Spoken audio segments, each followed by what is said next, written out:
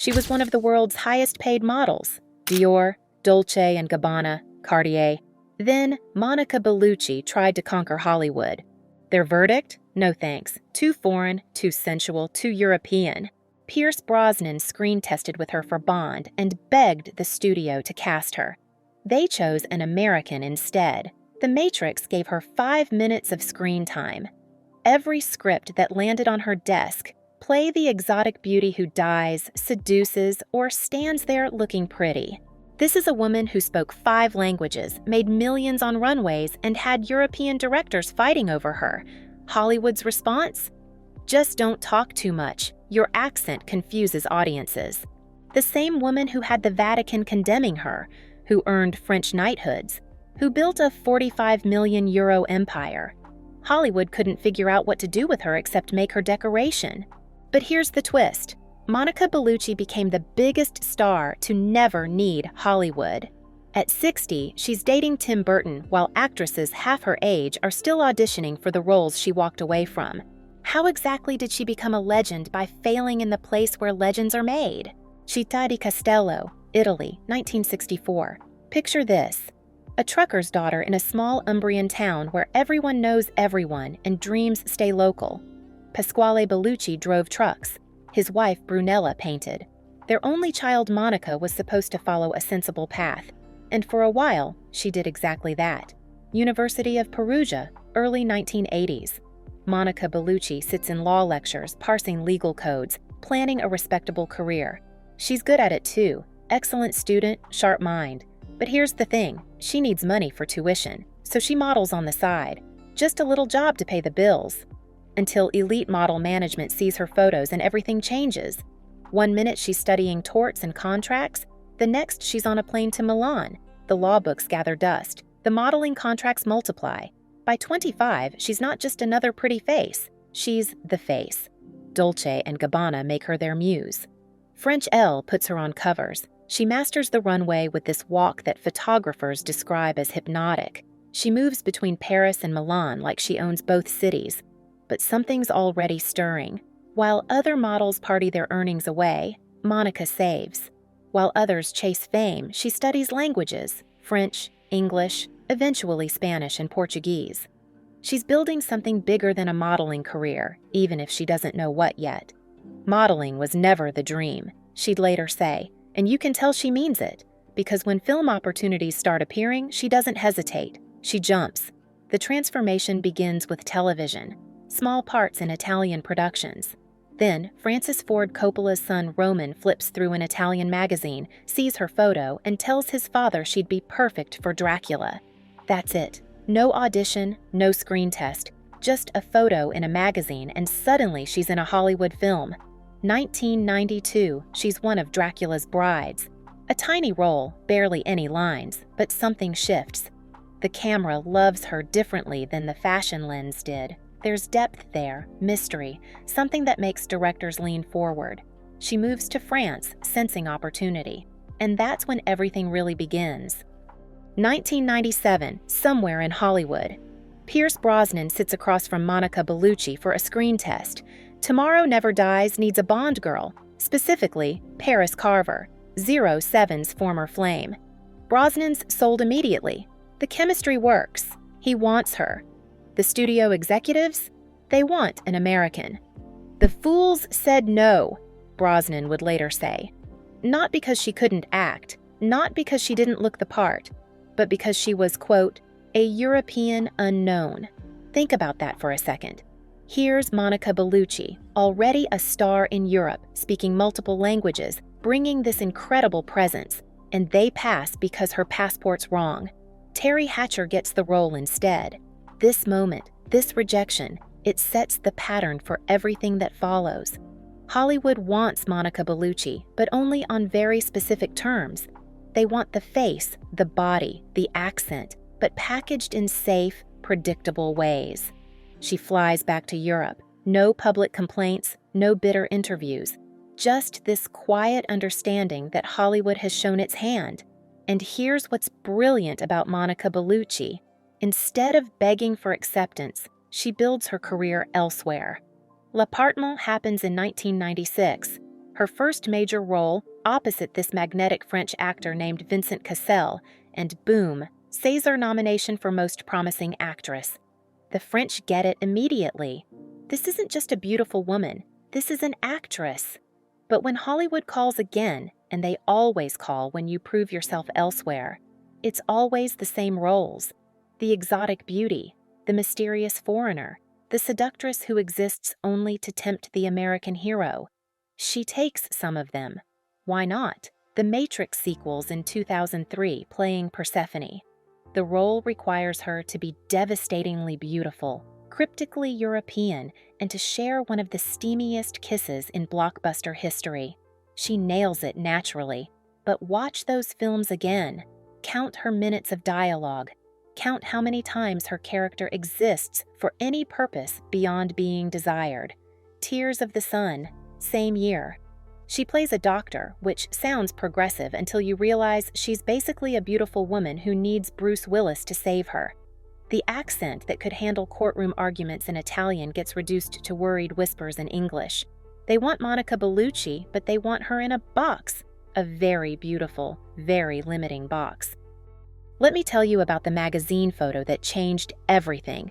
It's 1991, and Roman Coppola, Francis Ford's son, is flipping through an Italian fashion magazine.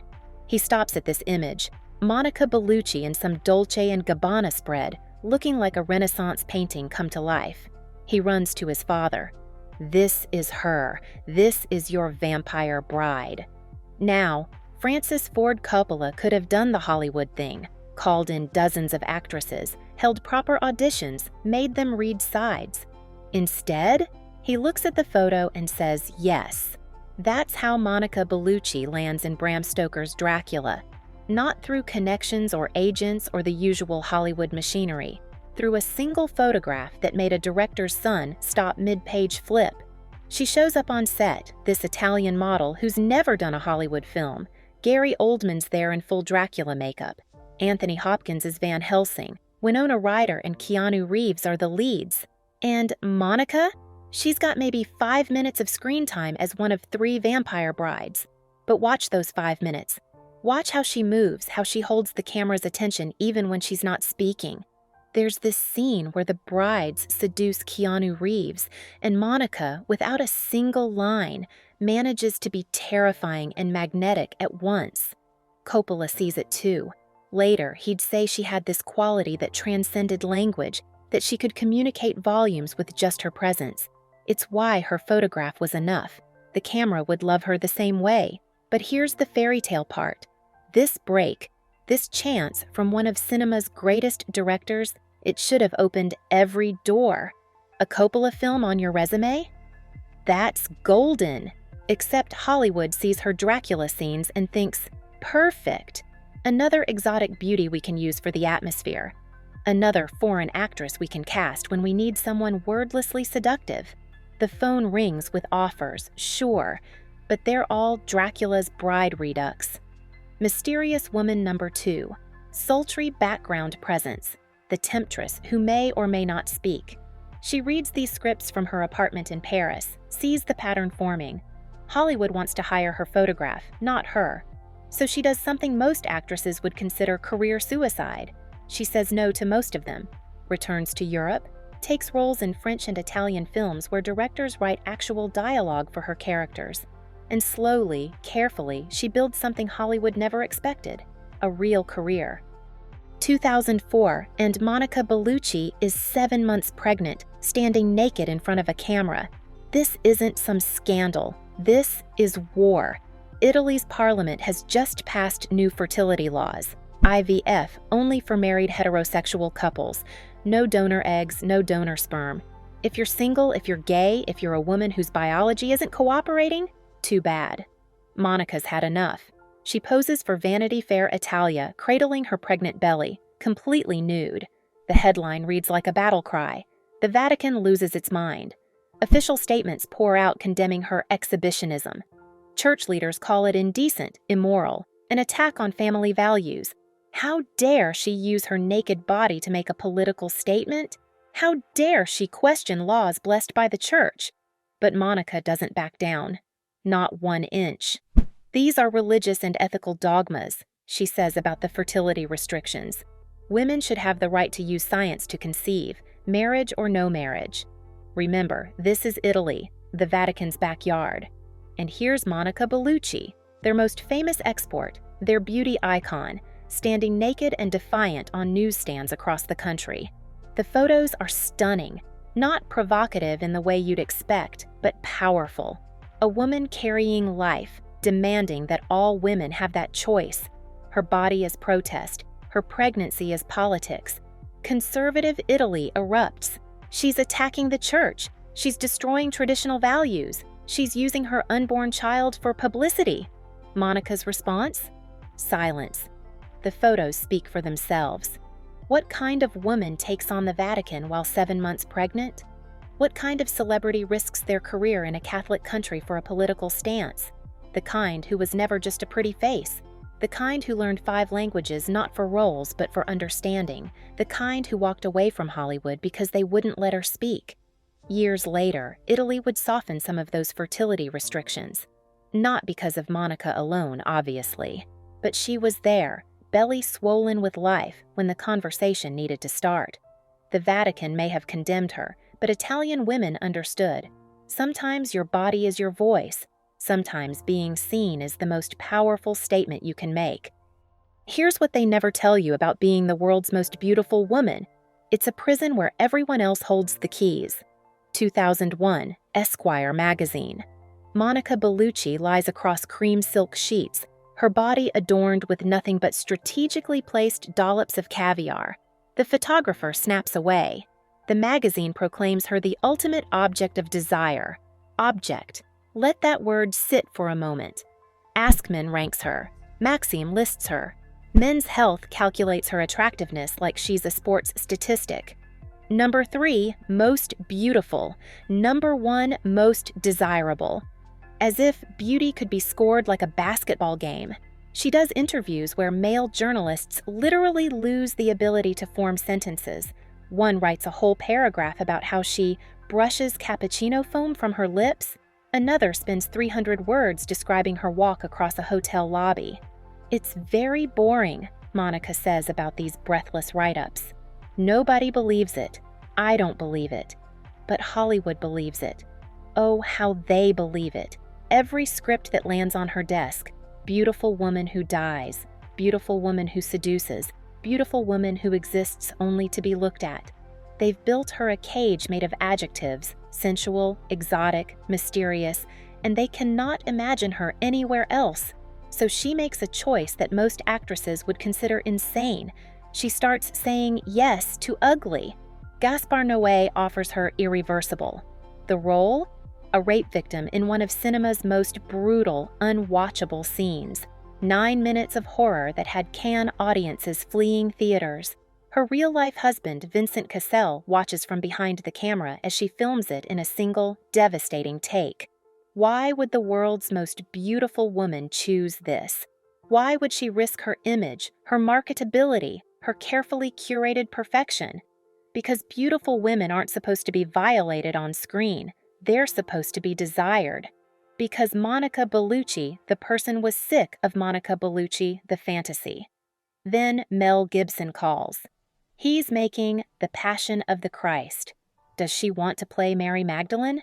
No makeup, no glamour, just raw grief and faith and dirt under her fingernails. She says yes immediately. Watch her in that film. The woman Esquire covered in caviar now kneels in dust, tears streaming down her unmade face. The transformation is complete. She's acting with her soul, not her cheekbones. But here's the cruel irony. Even these deglamorized roles get filtered through the beauty lens. Critics write about how bravely she abandoned her looks, as if suffering ugly is the highest form of acting for a beautiful woman. She can't win.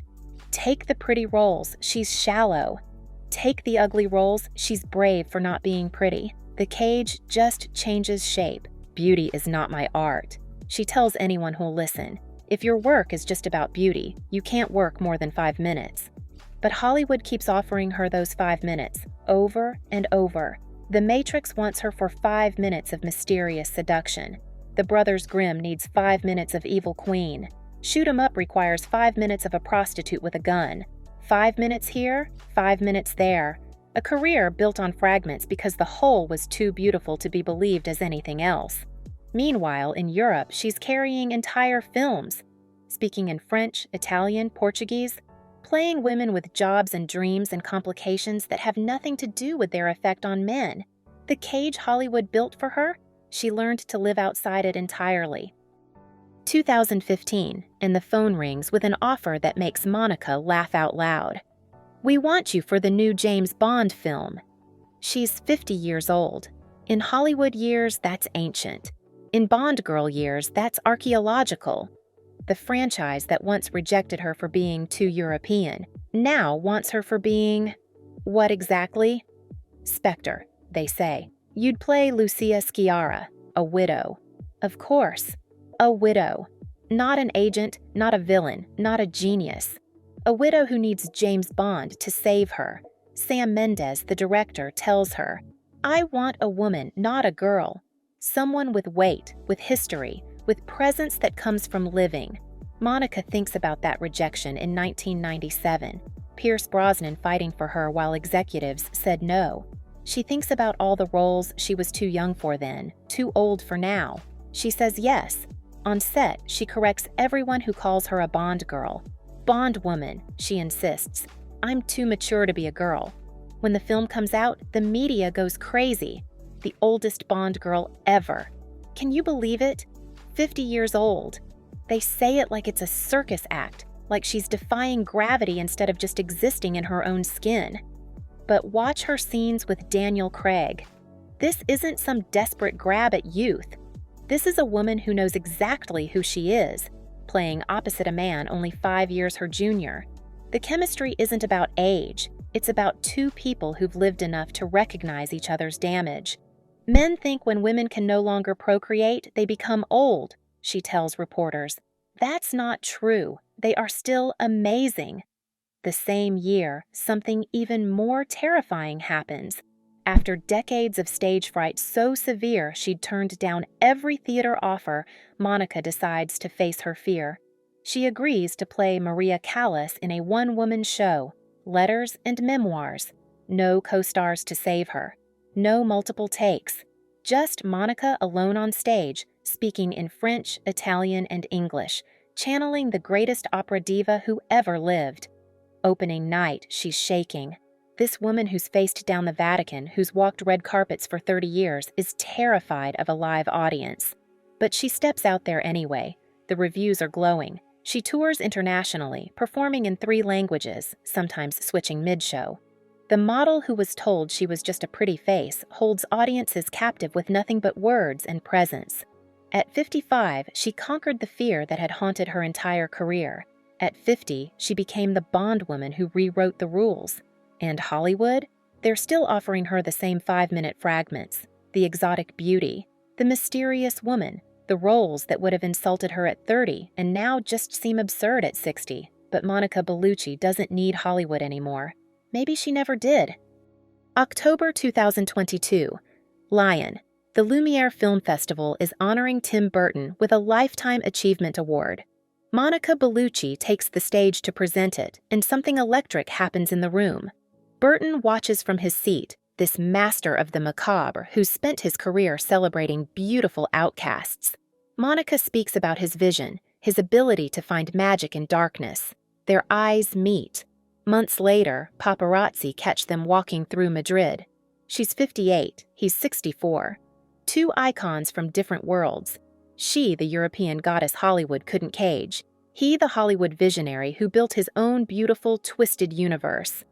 "I love the man," she tells Elle France in 2023 with the simplicity of someone who's earned the right to speak plainly about joy.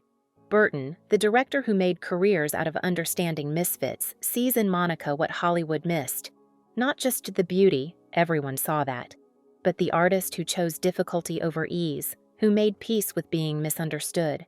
He casts her in Beetlejuice 2, not as someone's mother or someone's widow or someone's temptation, as Dolores, a character he created specifically for her. An undead muse, gothic, powerful, strange. Everything Hollywood was afraid to let her be. At the Rome Film Festival, they walk the red carpet together. The woman who was too European for Bond in 1997 now partnered with one of Hollywood's most distinctive voices. The fairy tale nobody wrote because it was too strange to imagine. But here's the real ending. Monica's daughter Diva, born from her marriage to Vincent Cassel, is now modeling for Dolce & Gabbana. Same campaigns, same designers 30 years later. The cycle continues, but different, because Diva grew up watching her mother turn rejection into power, watched her choose integrity over easy fame, watched her build a €45 million career by saying no to Hollywood more than yes. Monica Bellucci never needed Hollywood's validation. She has French knighthoods, the Order of Arts and Letters, the Legion of Honor. She has the key to Florence. She has an Oscar vote as an Academy member. She has a career that spans 5 languages and 4 decades. Most importantly, she has proof that there was another way, that you could be the most beautiful woman in the world and still insist on being seen as more, that you could be rejected by the dream factory and build better dreams elsewhere. "I'm glad I stayed in Europe," she said recently. No bitterness, no what-ifs, just a fact. The Hollywood that rejected Monica Bellucci for being too sensual, too foreign, too mature, they're still making the same movies, still casting the same types, still building the same beautiful cages. But Monica Bellucci is in Paris, in love with Tim Burton, working on her terms, in her languages, at her pace. She didn't fail their test. She refused to take it. And honestly, that's the only ending this story could have had. The woman they couldn't figure out how to use became someone they couldn't ignore, not by changing for them, but by becoming more herself with every passing year. Some rejections are gifts. Monica Bellucci unwrapped hers and built an empire with what was inside.